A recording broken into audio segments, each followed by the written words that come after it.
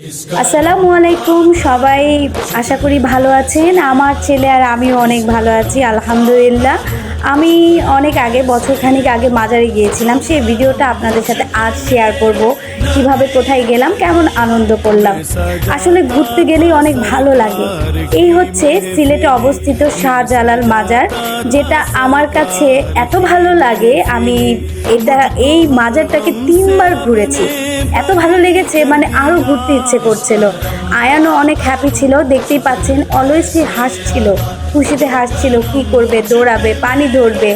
এখানে কিছু মাছ, আসলে মাছ বলা যায় না, এই তাদেরকে গজার বলা হয়। তারা হচ্ছে সব সময় আল্লাহ তাআলার জিকির করে, আল্লাহর জিকিরেই ব্যস্ত থাকে।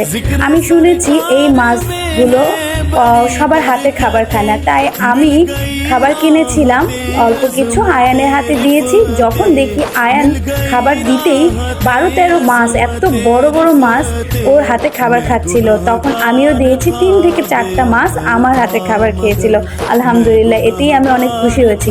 দেখেন মাছগুলো কত বড় বড়, মাশাআল্লাহ। আয়ান দেখে বলছিল চিৎকার করে, আম্মু দেখো মাছগুলো কত সুন্দর, কত বড়। এখানেই অনেকটা সময় আয়ান বসে দাঁড়িয়ে হেঁটে পার করে দেয়। মাছগুলো সে দেখছিল, মনে হচ্ছিল যে সে মাছের সাথে মনে কথা বলছে। মা ও ছেলে অনেক এনজয় করলাম। এরপর আবার চলে গেলাম আমরা কবুতরের কাছে। কবুতরের দূর থেকে আয়ান আমাকে দেখছে, ওকে ছবি তোলার জন্য আমি ওখানে গিয়েছি, কিন্তু ভয় পাচ্ছিল, মা আমাকে রেখে কেন চলে গেল। আমার ছেলের মাথায় একটা টুপি দেখা যাচ্ছিল, সেই টুপিটা হচ্ছে ওর পাপ্পার, মানে আমার ছোট বোনের হাজবেন্ডের টুপি। ওর ছোটবেলার যে টুপিটা, সেটা আয়ানকে গিফট করেছে। আমার ছেলে এই গিফটটা এত পছন্দ করে, যেখানেই যায় যদি পাঞ্জাবি পরে এই টুপিটা অবশ্যই সে পরে থাকে। তার পাপ্পা তাকে অনেক আদর করে, অনেক ভালোবাসে। এই যে কবুতরের পিছনে আয়ান লেগেই আছে, সেই কবুতরকে ধরার জন্য ও লাফ দিচ্ছে, যেন ওই লাফ দিয়ে ধরতে পারবে। এই যে একটা পাগল চলে আসছে, তাড়াতাড়ি ভিডিও অফ করে ছেলেকে নিয়ে আসছি, ভয় পেয়ে গেছি। এই যে আবার শুরু হলো কবুতর ধরা। চেষ্টার ফল যে সব সময় ভালো হয়, এটাই প্রমাণ পেলাম আয়ানের। সে অনেকক্ষণ যাবৎ চেষ্টা করেছে, যা আমি সবটুকু ভিডিওতে নেইনি।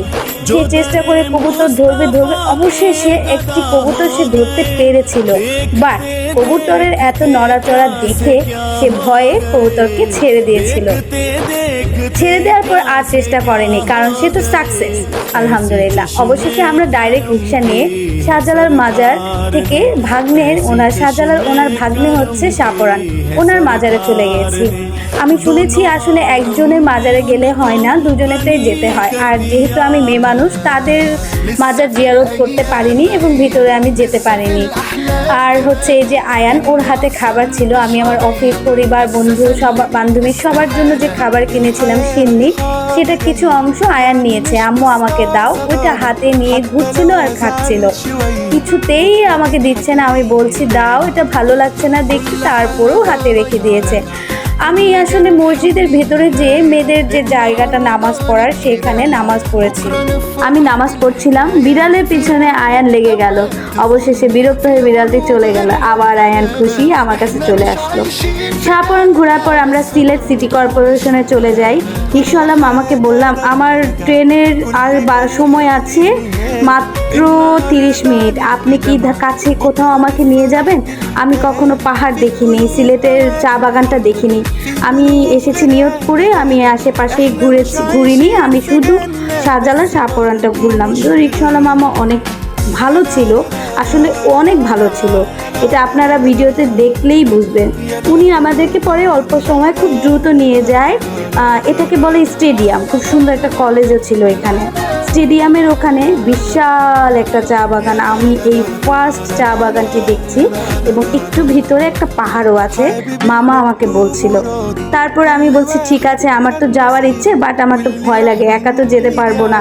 উনিও তার রিক্সাটা রেখে, মানে তালাও দেয়নি, আমাদের নিয়ে যায়। তারপর আয়ানকে সে গল্প করছিল, তার নিজেরই মেয়ের ঘরে একটা ছেলে আছে আয়ানের সমান, তার নাম রায়ান। আয়ান শুনে তার রায়ানের কথা মনে পড়ে এবং সে আয়ানকে নিয়ে পাহাড়ে উঠে। আমরা এখানে 4 মিনিট 5 মিনিটের মতো পাহাড়ে ছিলাম, যেহেতু আমাদের হাতে সময় নেই। আবার সে নিজ দায়িত্বে আয়ানকে ধরে ধরে কোলে নিয়ে যেভাবেই পারে পাহাড় থেকে খুব সাবধানে নামালো। একটু আমার ছেলে ভয় করেনি।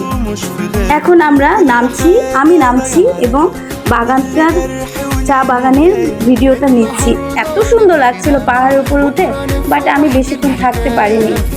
এই আয়ান যাচ্ছে, কিছুতেই আয়ানের হাত ছাড়ছে না। আমি বলেছিলাম আমার ছেলে কিন্তু হাত ছাড়লেই দৌড় দেয়। এখন দেখেন কিভাবে একটু সুযোগ পেয়ে দৌড় দিচ্ছে, আমার থেকে অনেক দূরে চলে গেছে। আমরা কেউ ওকে দৌড়েও ধরতে পারছিলাম না। অবশেষে নিচ থেকেই থেমে গেছে যখন সে ক্লান্ত হয়ে পড়েছে। একটু বাগানে ঢুকে গিয়েছিল, তখন আমার ভয় লাগছিল কোথায় ঢুকে গেল, আসতে পারবে কিনা। আবার না, সে নিচ থেকেই চলে আসছে। আবার কিছু ছবি আমার ছেলে আমি তুলেছি। এরপর দেখেন মামার রিকশায় যেও সে কিছুক্ষণ সময় কাটিয়েছিল। মামাটা অনেক ভালো ছিল, সে আমাদেরকে অনেক সময় দিয়েছে। যে সময়টা সে দিয়েছে সেটার জন্য সে কোনো টাকা নেয়নি, শুধু আমাদের নিয়ে গিয়েছে। রিকশা ভাড়া যতটুকুই নিয়েছে। সিলেট ঘোরা শেষ হলো। ভালো থাকবেন, আল্লাহ হাফেজ।